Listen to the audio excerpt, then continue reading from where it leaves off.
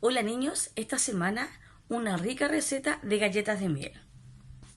Nuestros ingredientes: 100 gramos de margarina, 1/3 taza de azúcar rubia, 2 cucharadas de miel, una yema, una cucharadita de esencia de vainilla, una taza 1/3 de harina, 1/3 taza de maicena y media cucharadita de polvos de hornear. En un bol tenemos la margarina, nuestra azúcar rubia y la miel.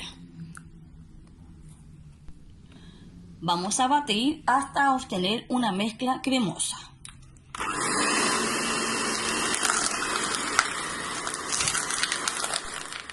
Agregamos la esencia de vainilla, la yema y seguimos batiendo.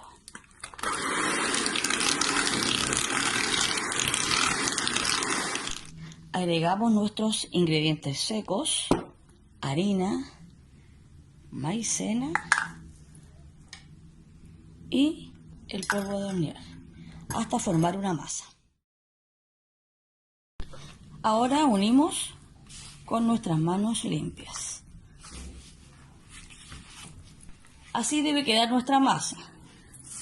La dejamos en una bolsa y llevamos al frío por 10 minutos. Mientras prendemos el horno a 180 grados Celsius. La masa del frío se le echa un poco de harina al mesón y la hulereamos. Lista nuestra masa, se corta con un molde de galletas deseado.